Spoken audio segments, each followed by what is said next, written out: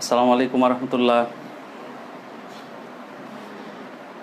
প্রিয় শিক্ষার্থী এবং এই মুহূর্তে আমার সাথে যারা যোগদান করেছেন, আপনাদের সবাইকে রাজশাহী ডিভিশনাল অনলাইন স্কুলের পক্ষ থেকে স্বাগত জানাচ্ছি।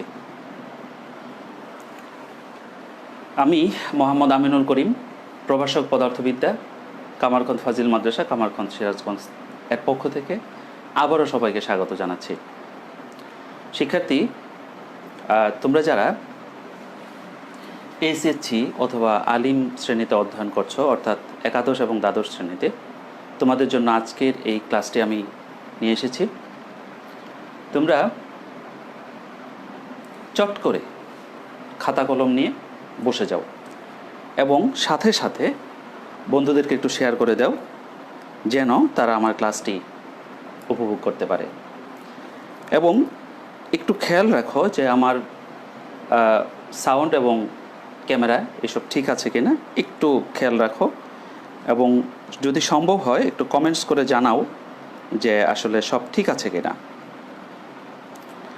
আমিও একটু তোমাদের সাথে সাথে শেয়ার করি এবং দেখি যে আসলে সব ঠিক আছে কিনা, তারপরই আমরা শুরু করব ইনশাল্লাহ ক্লাসটি। হ্যাঁ বন্ধুরা, তোমরা নিশ্চয়ই দেখতে পাচ্ছ এবং সব ঠিক আছে আশা করি। বন্ধুরা, আমি এই ফাঁকে দু একটি কথা বলি যে আসলে পদার্থবিজ্ঞান বিষয়টি তোমরা জানো সম্পূর্ণ ম্যাথমেটিক্যাল টার্মস ভিত্তিক এবং এতে প্রচুর ম্যাথস রয়েছে। সেজন্যে এটি তোমরা গণিত অংশটা অর্থাৎ ম্যাথস অংশটা একটু ভালোভাবে করতে হবে, ভালোভাবে প্র্যাকটিস করতে হবে। তাহলে তোমাদের পরীক্ষা হলে যে আমাদের সৃজনশীল প্রশ্ন পদ্ধতিতে যে আমাদের উদ্দীপকটি রয়েছে, স্ট্রিমটি রয়েছে, সেটি তোমরা খুব ভালো বুঝতে পারবে। তো আসলে কঠিন বলতে কিছু নাই, আমি যেটা মনে করি। কঠিন কোনটি? যেটি তোমরা পড়ো না বা যেটি তোমরা স্টাডি কম করো, সেটিকে আসলে মূলত কঠিন মনে হয়। আসলে কঠিন বলতে কিছু নাই। তোমরা নিজেরা যদি স্টাডি করো নিয়মিত, তাহলেই কেবল ভালো কিছু করা সম্ভব, ভালোভাবে আনসার করা সম্ভব, প্রশ্নগুলো ধরা সম্ভব। বন্ধুরা, আমি আশা করছি সব ঠিক আছে। আমি যদি তোমরা সব ঠিক থেকে থাকে, তাহলে আমি মনে হয় শুরু করতে পারি।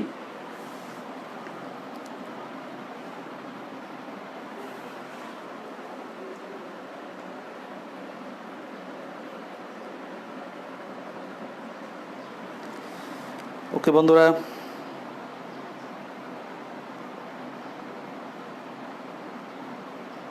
হ্যাঁ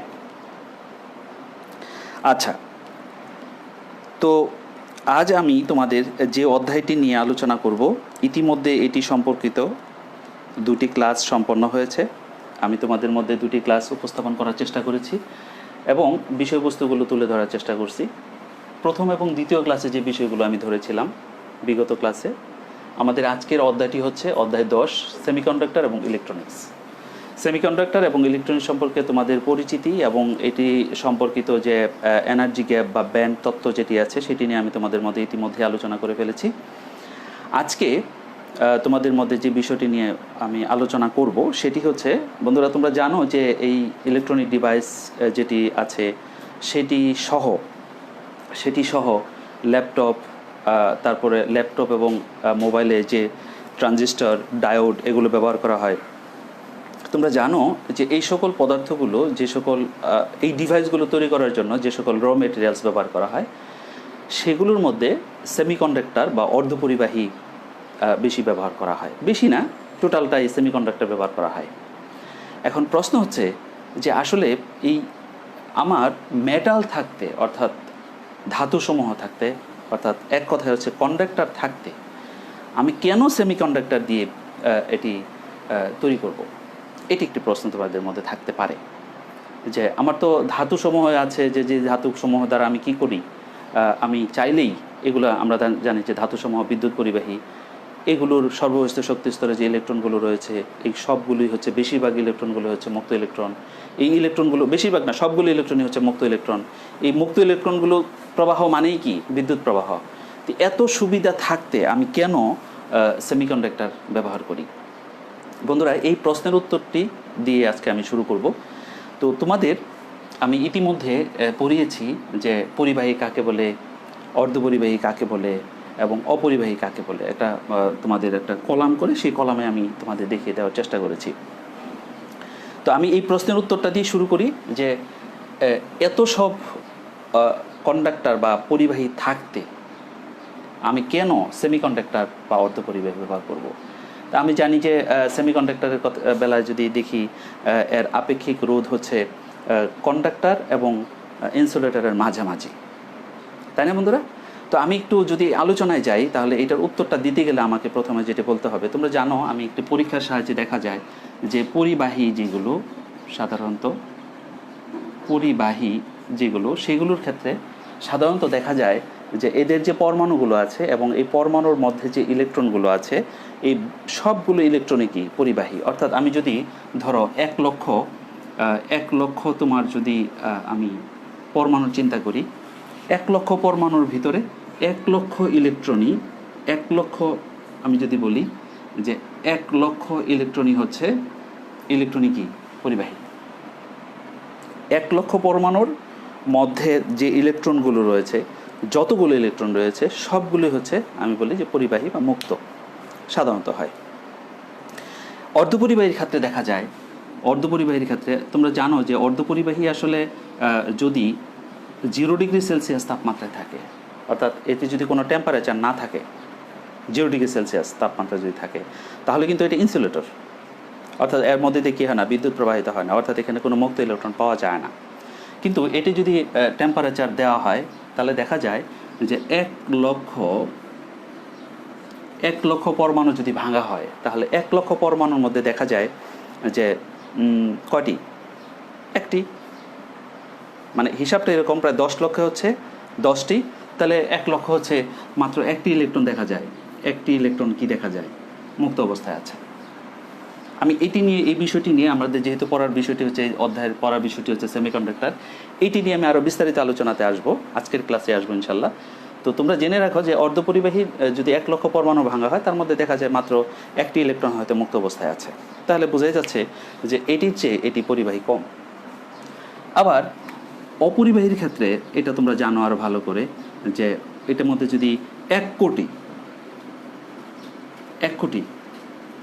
কোটি পরমাণু ভাঙা হয় তাহলে দেখা যায় যে একটি ইলেকট্রন মুক্ত অবস্থায় পাওয়া যায় বা নাও পাওয়া যেতে পারে।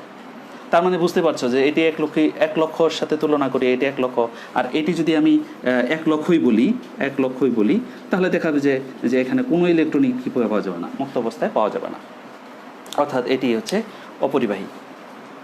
তাহলে আবারও সেই প্রশ্ন যে পরিবাহীর ক্ষেত্রে 1 লক্ষ পরমাণু ভাঙলে 1 লক্ষটি ইলেকট্রন যদি থাকে, সেই সবগুলো যদি আমার ফ্রি ইলেকট্রন হয়, পরিবাহী ইলেকট্রন হয়, অর্ধপরিবাহীর ক্ষেত্রে 1 লক্ষতে মাত্র একটি পাওয়া যাচ্ছে। তারপরেও কিন্তু আমি ডায়োড ট্রানজিস্টর তৈরি করতে কী করছি? আইসি চিপসে কী ব্যবহার করছি? সেমিকন্ডাক্টর ব্যবহার করছি। কারণ কি? কারণ হচ্ছে এখানে এই বিষয়টা আমাদের বুঝতে হবে যে এই পরিবাহী পদার্থগুলো এগুলো ফিক্সড সংখ্যক ইলেকট্রন, অর্থাৎ পরমাণুতে আমার যতগুলো ইলেকট্রন আছে, যে কটি ইলেকট্রন আছে সেই কটি মুক্ত ইলেকট্রন, ঠিক কিনা? কিন্তু অর্ধপরিবাহীর ক্ষেত্রে যদি আমি সাধারণ টেম্পারেচারে যদি আমার কি হয়, সাধারণ টেম্পারেচার অর্থাৎ রুম টেম্পারেচারে যদি দেখি তাহলে দেখা যায় 1 লক্ষতে একটি ইলেকট্রন পাওয়া যায়। আচ্ছা, আমরা যদি এই ইলেকট্রনের পরিমাণ চাইলেই কিন্তু এখানে বাড়াইতে পারি, অর্থাৎ এই অর্ধপরিবাহী পদার্থের ক্ষেত্রে এখানে আমরা ইলেকট্রনগুলো হচ্ছে মানব নিয়ন্ত্রিত। মানুষ যদি চায় তাহলে কি করতে পারে, সেইখানে ইলেকট্রনের পরিমাণ বাড়াইতে পারে, ইচ্ছামতো বাড়াইতে পারে, ইচ্ছামতো কমাইতে পারে। তাহলে ইচ্ছামতো বাড়ানো এবং কমানো যদি যেখানে যাবে সেখানে যদি মানুষ দ্বারা নিয়ন্ত্রণ হয় তাহলে এখানে আমার ভোল্টেজ এবং কারেন্ট দুটাই কী করা যাবে, নিয়ন্ত্রণ করা যাবে। আমি ভোল্টেজ বাড়াইতেও পারবো, কমাইতেও পারবো। এই যে বিষয়টি, অর্থাৎ এটি আমার কনস্ট্যান্ট। এটি কি? এটি আমার কনস্ট্যান্ট, ফিক্সড, অর্থাৎ এটাতে আমার ইলেকট্রনের বাড়ানোর এবং কমানোর কোনো সুযোগ নাই। যে কোটি পরমাণু রয়েছে সেই কোটিতে যে কোটি ইলেকট্রন আছে শুরুতে সেই কোটিই থাকবে, এটি বাড়ানো যাবে না, কমানো যাবে না। তাহলে সেই জন্যে আমি বলতেছি এটি কনস্ট্যান্ট, সুতরাং এটি তুমি কি করতে পারছো না, ইচ্ছা করলে বাড়াতে পারছো না, কমাতে পারছো না। অর্থাৎ ইলেকট্রন এবং ভোল্টেজ এবং কারেন্ট দুটোর কোনোটাই কিন্তু পরিবর্তন করতে পারবে না এখানে। কিন্তু সেমিকন্ডাক্টরে দেখা যায় যে আমরা কি করতে পারি, এই অর্ধপরিবাহী পদার্থকে তাপমাত্রা নিয়ন্ত্রণ করে, তাপমাত্রা আপ ডাউন করে কি করতে পারি, এখানে ইলেকট্রন সংখ্যা বাড়াইতে পারি, কমাইতে পারি। অর্থাৎ ভোল্টেজ এবং কারেন্ট দুটোই কি করতে পারি, বাড়াইতে এবং কমাইতে পারি। এই যে বাড়ানো এবং কমানো, এটা মানুষের কাছে যদি নিয়ন্ত্রিত হয়ে যায়, তাহলে কি এটির চেয়ে এটি ব্যবহার করা সুবিধাজনক না? বন্ধুরা, তোমরা কি মনে করো? অবশ্যই বলবে সুবিধাজনক। তো বন্ধুরা, বিষয়টি আশা করি বুঝতে পারছো তোমরা আমি কি বলার চেষ্টা করছি। তোমরা অবশ্যই কিন্তু কি করবে, তোমরা অবশ্যই কি করবে,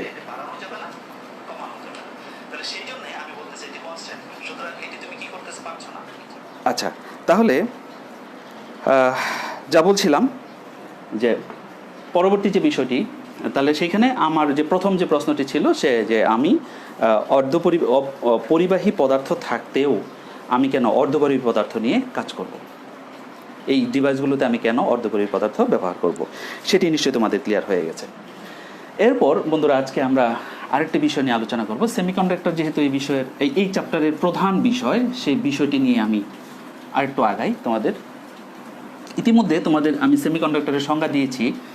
একটা হচ্ছে এসএসসি সিলেবাস অনুযায়ী দিয়েছিলাম, আরটি হচ্ছে ইন্টারমিডিয়েট স্ট্যান্ডার্ডে দিয়েছিলাম। তোমাদের নিশ্চয়ই মনে আছে যে এনার্জি গ্যাপ বা এনার্জি যে গ্যাপটি রয়েছে সেটি অর্ধপরিবাহীর ক্ষেত্রে কত ছিল বন্ধুরা? তোমাদের মনে আছে নিশ্চয়ই।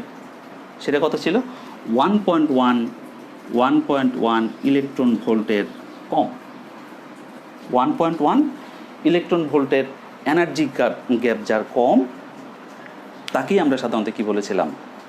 অর্ধপরিবাহী বলেছিলাম। তো এই অর্ধপরিবাহী পদার্থকে আমরা প্রথমত দুই ভাগে ভাগ করতে পারি। বন্ধুরা, তোমরা খাতা একটু লিখে নাও। প্রথমেই অর্ধপরিবাহী পদার্থকে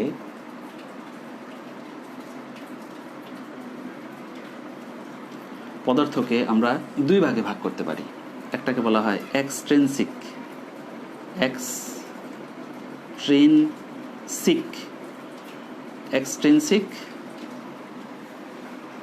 লিখে নাও বন্ধুরা, সবাই লিখে নাও যে অর্ধপরিবাহী পদার্থকে আমরা প্রথমত দুইটি ভাগে ভাগ করতে পারি।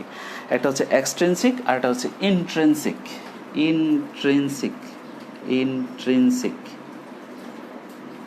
এক্সট্রিনসিক অর্ধপরিবাহী, ইন্ট্রিনসিক অর্ধপরিবাহী। তো ইন্ট্রিনসিকের আরেকটি নাম রয়েছে, সেটা হচ্ছে অন্তর্জাত অর্ধপরিবাহী। তাহলে এটা বুঝতে পারছো, এটা হচ্ছে বহির্জাত অর্ধপরিবাহী।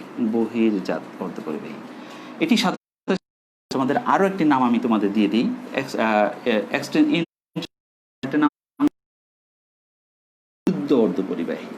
বিশুদ্ধ অর্ধপরিবাহী, আর এটা হচ্ছে অবিশুদ্ধ অর্ধপরিবাহী। ভিন্ন ভিন্ন নামে এটাকে বলা হয়ে থাকে। তাহলে এই অর্ধপরিবাহী দুই প্রকার, একটা হচ্ছে এক্সট্রিনসিক আর একটা হচ্ছে কি ইন্ট্রিনসিক। তো এক্সট্রিনসিক এবং ইন্ট্রিনসিক এই দুটি বিষয় নিয়ে আমি একটি আজকে আলোচনা করার হয়তো সুযোগ পাবো। সেটা হচ্ছে প্রথমে আমি যেটি আলোচনা করব সেটা হচ্ছে ইন্ট্রিনসিক বা অন্তর্জাত বা বিশুদ্ধ অর্ধপরিবাহী। এটি কি? তো বন্ধুরা, ইতিমধ্যেই তোমরা জানো যে জার্মেনিয়াম সিলিকন, তারপর কি আছে কার্বন, তারপর আছে কি টিন, যেগুলো আর কি পর্যায় সারণীর চতুর্থ পর্যায়ের মৌল। এগুলো কি পর্যায় সারণীর চতুর্থ সারির যে মৌলগুলো রয়েছে, পর্যায় সারণীর চতুর্থ সারির যে মৌলগুলো রয়েছে কি কি বললাম আমি? কার্বন রয়েছে, তারপরে জার্মেনিয়াম রয়েছে, সিলিকন রয়েছে, তারপরে টিন রয়েছে। এই সকল মৌলগুলো কার্বন, সিলিকন, জার্মেনিয়াম, টিন, চতুর্থ সারি যে মৌলগুলো রয়েছে এগুলোকে বলি আমরা সাধারণত হচ্ছে এক্সট্রিনসিক বা অন্তর্জাত বা বিশুদ্ধ অর্ধপরিবাহী। আমি আজকে এই বিষয়টি নিয়ে একটু আলোচনা করার চেষ্টা করব ইনশাল্লাহ। তাহলে যে সকল অর্ধপরিবাহী 1.1 ইলেকট্রন ভোল্ট এনার্জি গ্যাপ রয়েছে তাদেরকে বলছি আমি অর্ধপরিবাহী, এবং এর মধ্যে যেগুলো বিশুদ্ধ সেগুলো হচ্ছে ইন্ট্রিনসিক অর্ধপরিবাহী। বিশুদ্ধ বলতে কি বুঝিয়েছি বন্ধুরা? খেয়াল করো একটু। আমি যদি মনে করো বিশুদ্ধের মধ্যে রয়েছে একটি রয়েছে সিলিকন, আমি যদি সিলিকনকে মাঝখানে বসিয়ে দিই, খেয়াল করো এখানে আরও সিলিকন,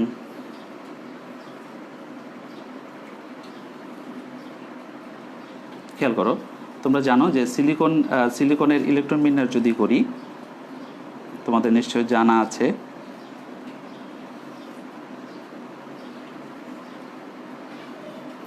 সিলিকনের যদি ইলেকট্রন বিন্যাস করি তাহলে সিলিকনের কত বন্ধুরা?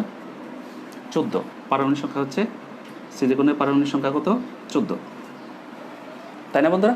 তাহলে যদি ইলেকট্রন বিন্যাস করি তাহলে দেখা যায় 2, 8 এবং 4, অর্থাৎ সর্বোচ্চ শক্তি স্তরে কয়টি ইলেকট্রন আছে? 4টি। আমি বন্ধুরা তোমাদের বলেছিলাম, তোমাদের মনে আছে কি না, যে সকল মৌলসমূহ 1, 2 এবং 3, 5, 6, 7 অর্থাৎ 1-এর সাথে হচ্ছে 7, 2-এর সাথে হচ্ছে 6, 3-এর সাথে 5 মিলে যে বন্ধনগুলো তৈরি হয়, অর্থাৎ যার 1টি 2টি এবং 3টি ইলেকট্রন আছে তারা কি করে? ইলেকট্রন ত্যাগ করে, তাই তো বন্ধুরা? এবং তারা হচ্ছে কি? ধাতু বা পরিবাহী। এবং এরা যাদের 5টি 6টি 7টি ইলেকট্রন রয়েছে তাদের সাথে কি করে? আয়নিক বন্ধনে লিপ্ত হয়। যার 1টি আছে সে 7টিকে দিবে, যার 2টি আছে সে 6টিকে দিবে, যার 3টি আছে সে 5টিকে দিবে, দিয়ে কি করে? তারা আয়নিক বন্ধন তৈরি করে। আর আরেকটি বলেছিলাম যে মাঝখানে যে অংশ এইটা রয়েছে সেটা হচ্ছে 4, যার 4টি ইলেকট্রন রয়েছে সর্বশেষ শক্তি স্তরে, তারা কি করে? সাধারণত সমযোজী বন্ধন গঠন করে। তো যেহেতু আমার সিলিকনের রয়েছে কি? 4টি ইলেকট্রন, এই 4টি ইলেকট্রন থাকার কারণে তারা কি করে? সমযোজী বন্ধন গঠন করে। এখন আমি পড়ছি হচ্ছে ইন্ট্রিনসিক, অর্থাৎ অন্তর্জাত এবং বিশুদ্ধ। অর্থাৎ অন্তর্জাত মানে কি? তারা নিজেরাই কি করবে? সমযোজী বন্ধন গঠন করবে। সেরকম যদি হয় তাহলে আমি সেরকম একটি ডায়াগ্রাম এখানে আঁকার চেষ্টা করছি। একটু দেখো তো বন্ধুরা, আমি যদি এইভাবে চিন্তা করি যে সিলিকনের এই হাত, তারপরে এই হাত, খেয়াল করো তোমরা বন্ধুরা, একটু এঁকে নাও তোমাদের সুবিধার জন্য, তোমার খাতায় এঁকে নাও।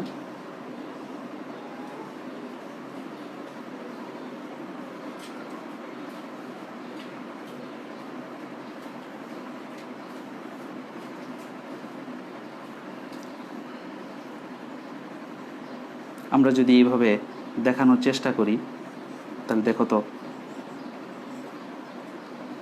প্রত্যেকটি সিলিকন কি করবে? তার সর্বোচ্চ শক্তি স্তরের ইলেকট্রন দ্বারা আরেকটি সিলিকনের কি করবে? সর্বোচ্চ শক্তি স্তরের ইলেকট্রনের সাথে কি করবে? আমি আরও চিন্তা করতে পারি, এদিকে আরও চিন্তা করতে পারি। আমরা এইভাবে দেখাইতে পারি যে এটা ছোট না, অনেক বড় একটা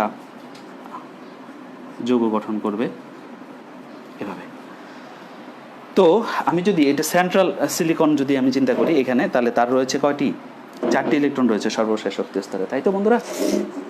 তো এই 4টি ইলেকট্রনের কথা যদি চিন্তা করি তাহলে এইটার 4টি ইলেকট্রন কি করবে? এইটির 4টি ইলেকট্রনের সাথে বন্ধন গঠন করে আছে।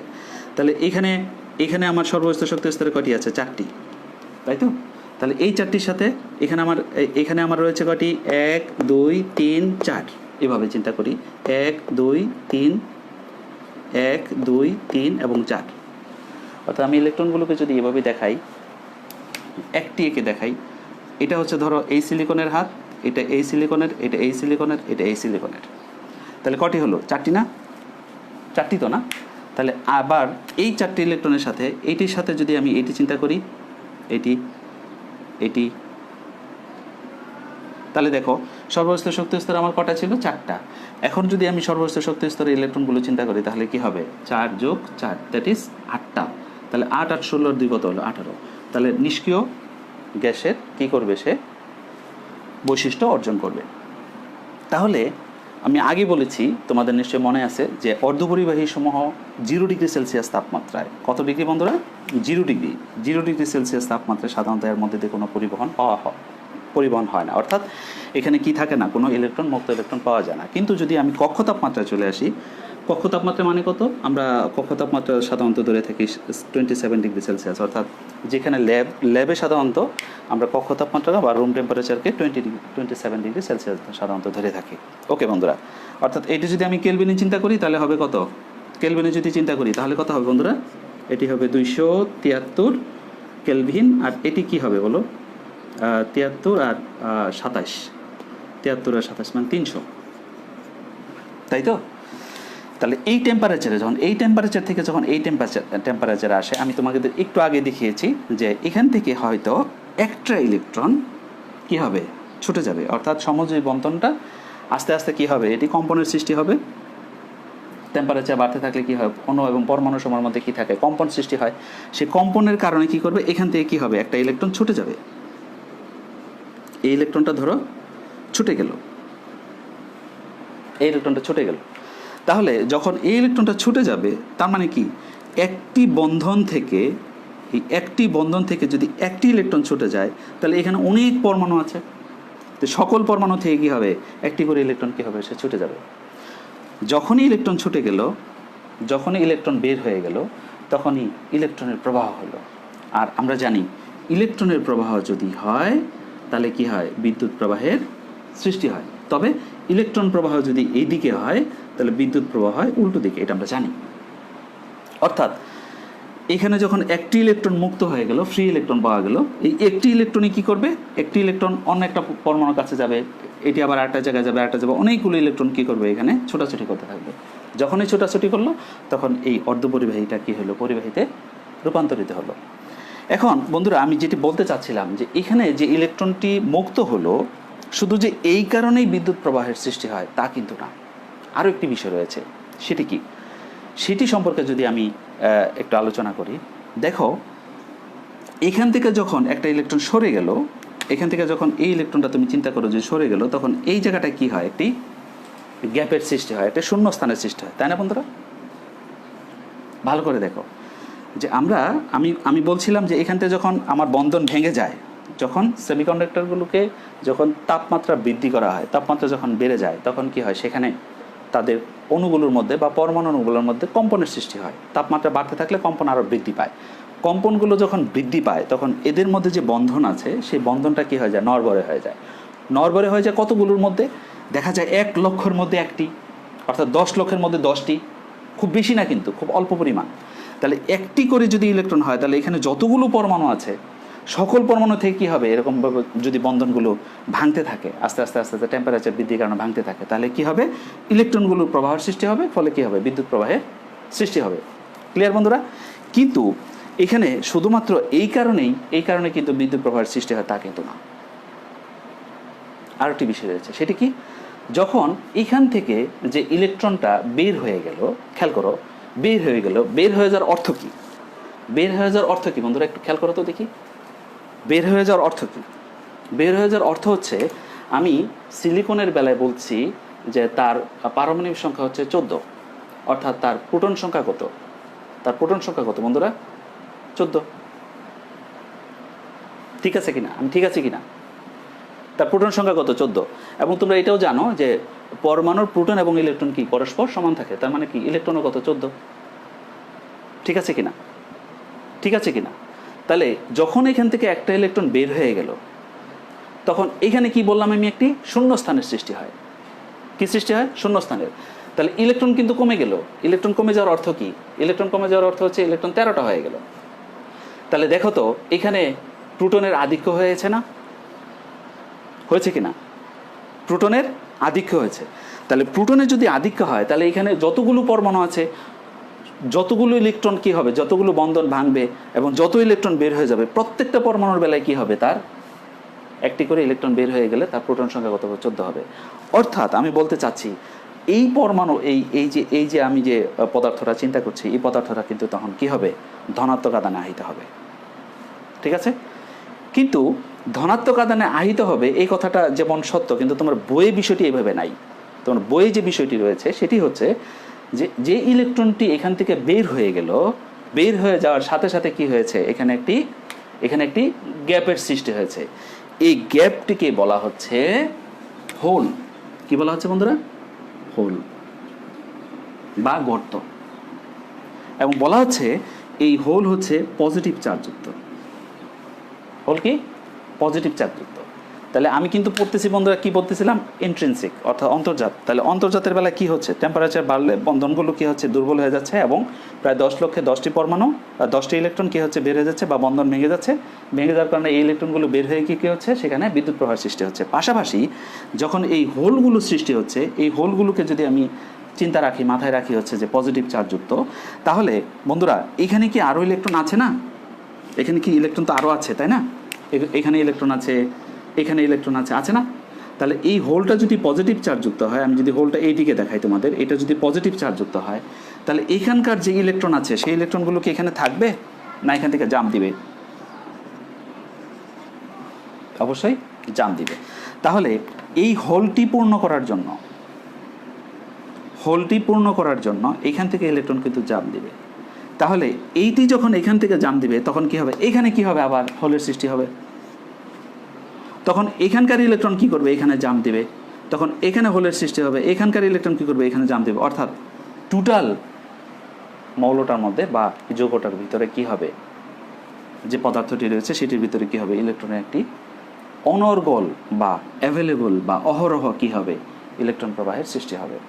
যখনই এখানে ইলেকট্রন প্রবাহের সৃষ্টি হবে তখনই সেখানে বিদ্যুৎ প্রবাহের সৃষ্টি হবে। ক্লিয়ার বন্ধুরা? এই ইন্ট্রিনসিক অর্ধপরিবাহীতে কিভাবে বিদ্যুৎ পরিবাহীর সৃষ্টি হয়, অর্থাৎ পরিবাহীতে সৃষ্টি হয়, এবং এই পদার্থটি পরবর্তীতে আমরা কী করি, বিভিন্ন ডায়োড ট্রানজিস্টরে ব্যবহার করে থাকি। এটির চেয়ে আরও গুরুত্বপূর্ণ এবং আরও কার্যকর, আরও শক্তিশালী এক্সটেনশনে কী হয়, তৈরি হয়, সেটি আমরা নেক্সট ক্লাসে পড়বো ইনশাল্লাহ। এই বিষয়টি ক্লিয়ার কিনা? তো এখানে দেখা যাবে যে আমরা আসলে ইন্ট্রিনসিক এবং এক্সট্রিনসিকে যে অর্ধপরিবাহীগুলোকে কীভাবে পরিবাহীতে পরিণত করি সেটা আমরা দেখানোর চেষ্টা করলাম। এখানে যেটি হলো সেটি হচ্ছে অন্তর্জাত অর্ধপরিবাহী, অর্থাৎ নিজেরা যখন বন্ধন গঠন করে এবং নিজেদের মধ্যে যখন সমযোজী বন্ধন হয়, সেই বন্ধনটি পরবর্তীতে কি হয়, বন্ধনটা ভাঙতে থাকে তাপমাত্রা বৃদ্ধির কারণে। প্রথমে ইলেকট্রনের প্রবাহ, সেই কারণে বিদ্যুৎ পরিবাহীতে সৃষ্টি হয়, এবং পরবর্তীতে যে হোল তৈরি হয় সেই হোলগুলো ফিল আপ করার জন্য সম্পূর্ণ পরিবাহীতে কী হয়, ইলেকট্রনগুলোর প্রবাহ চলতে থাকে, তখন কি হয়, এখানে বিদ্যুৎ প্রবাহের সৃষ্টি হয়। এছাড়া বন্ধুরা তাহলে আমরা অনেকগুলো কারণ আছে যে আমরা পরিবাহী ব্যবহার না করে আমি কেন অর্ধপরিবাহী ব্যবহার করব। আসলে মূল কারণটা হচ্ছে যে আমি চাইলেই অর্ধপরিবাহী পদার্থকে আমি চাইলেই ইলেকট্রনগুলো কী করতে পারি, কমাইতেও পারি, বাড়াইতেও পারি। অর্থাৎ ভোল্টেজ, ইলেকট্রনের প্রবাহ মানে বিদ্যুৎ প্রবাহ, তোমরা জানো যে তার মানে হচ্ছে বিদ্যুৎ প্রবাহের একটা বিষয় রয়েছে। তাহলে কারেন্ট কি করা যায়, এখানে আমি নিয়ন্ত্রণ করতে পারি, ভোল্টেজ কি করতে পারি, নিয়ন্ত্রণ করতে পারি। তার জন্যই আমরা কি করি, সাধারণত অর্ধপরিবাহী পদার্থ ব্যবহার করে থাকি। বন্ধুরা এখানে আসলে আমার যে অধ্যায়টি রয়েছে সেটি আমি গত ক্লাসে তোমাদের বলেছি যে অষ্টম অধ্যায়টি তোমরা যদি আরও ভালো করে পড়ে এসে থাকো, এটি আমি তো দশম অধ্যায়ে আছি, তাই না? দশম অধ্যায় আছে, অষ্টম অধ্যায়টি যদি ভালো করে পড়ে থাকো তাহলে সেইখানকার তথ্য এবং এখানকার তথ্য দুই মিলে যে তোমাদের পরিপূর্ণ একটি ধারণা হবে, সেই ধারণা দিয়ে নিশ্চয়ই তোমরা কী করতে পারবে, বোর্ডে যে কোশ্চেনগুলো থাকে সেগুলো আনসার করতে পারবে। তো বন্ধুরা আশা করি বুঝতে পারছো তোমাদের যদি কোনো প্রশ্ন থাকে তাহলে প্রশ্নগুলো আলোচনা করলে আমার জন্য, প্রশ্নগুলো আমার সামনে তুলে ধরলে তোমাদের জন্য ভালো হবে আশা করছি। তো আসলে আমরা এখন ডিজিটাল যুগ, ডিজিটালি সব কিছুতেই ডিজিটালাইজড হয়ে যাচ্ছে। আমরা প্রতিনিয়ত আমরা কি করছি, ডিজিটালকে নিজের মনে করে, আপন মনে করে সেটাকে জানার চেষ্টা করছি, বোঝার চেষ্টা করছি। প্রতিনিয়ত আমরা অগ্রসর হচ্ছি। তো এর সাথে যে টিকতে পারে, যে থাকতে পারবে, যে আমাদের এই ডিজিটালাইজডের সাথে আমরা যারা থাকতে পারবো তারাই সাধারণত কী করবো, আমরা সামনে এগিয়ে যাব। আর যারা এই ডিজিটালাইজ থেকে আমরা পিছনে থাকবো, অর্থাৎ সব কিছুতেই, সবগুলো বিষয়েই, তুমি ব্যাংকে যাবে, তুমি অফিসে যাবে, তুমি পড়ালেখায় থাকবে, তুমি যে কোনো জবে যাও না কেন, যে কোনো চাকরিতে যাও না কেন, তোমাকে অবশ্যই কী করবে, ডিজিটালাইজড হতে হবে। তুমি যে সাবজেক্টই পড়াশোনা করো না কেন, তুমি বাংলায় পড়াশোনা করছো, অসুবিধা নাই, তোমাকে কী করতে হবে, ডিজিটালাইজডের সাথে পরিচিতি থাকতে হবে। তাহলে কী করতে পারবে, তুমি সামনের দিকে অগ্রসর হতে পারবে। তো তার মানে এই না তুমি সারাদিন ফেসবুক নিয়ে বসে থাকবে। ফেসবুক আসলে আমাদের জন্য যেমনটা ভালো, ঠিক তেমনটাই কী হতে পারে, আমাদের জন্য খারাপের একটি জায়গা হতে পারে। তো তুমি ফেসবুক দেখবে, ফেসবুকে তুমি থাকবে অবশ্যই, বিভিন্ন সামাজিক যোগাযোগ মাধ্যমগুলোতে অবশ্যই থাকবে, কিন্তু সেটার কি থাকবে, একটা লিমিটেশন থাকবে। সেটা তোমার নিজস্ব যে ব্যক্তিগত যে প্রয়োজনগুলো রয়েছে, কাজগুলো রয়েছে, সেগুলো বাদ দিয়ে নয়, সেগুলোকে ধরে রেখে তোমাকে কী করতে হবে, ডিজিটালাইজডকে স্বাগত জানাতে হবে। তাহলে আমাদের টিকা বা এই জগতে এই সময়ে টিকা কী হয়ে যাবে, অনেক সহজ হয়ে যাবে। বন্ধুরা আমি আজকে শুরুতে একটি বিষয় বলতে ভুলে গেছি, সেটি হচ্ছে যে তোমরা জানো যে আমাদের সংসদ টেলিভিশন এবং কিশোর বাতায়ন একটি পেজ রয়েছে, সেই পেজে তোমরা নিশ্চয়ই নিয়মিত থাকছো এবং সেখানে ভালো কতগুলো ক্লাস আছে, দেয়া আছে এবং প্রতিদিনই হচ্ছে, সেগুলো তোমরা অবশ্যই দেখবে, জানবে, শুনবে এবং বন্ধুদেরকে জানানোর চেষ্টা করবে। তো আজ আমি তোমাদের এই পর্যন্তই ক্লাসটা রাখতে চাচ্ছি। পরবর্তী ক্লাসে আমরা কি এক্সটেন্সিভ এবং বহির্জাত বা অবিশুদ্ধ অর্ধপরিবাহী নিয়ে আলোচনা করব এবং সেটি থেকে আমরা গুরুত্বপূর্ণ কিছু বিষয় পাবো। সেই ক্লাস পর্যন্ত তোমাদের সবাইকে শুভকামনা জানিয়ে তোমাদের সবার সুস্বাস্থ্য কামনা করে আজকের মতো এখানে বিদায় নিচ্ছি। সবাই ভালো থেকো, ধন্যবাদ। আসসালামু আলাইকুম ওয়া রাহমাতুল্লাহি ওয়া বারাকাতুহু।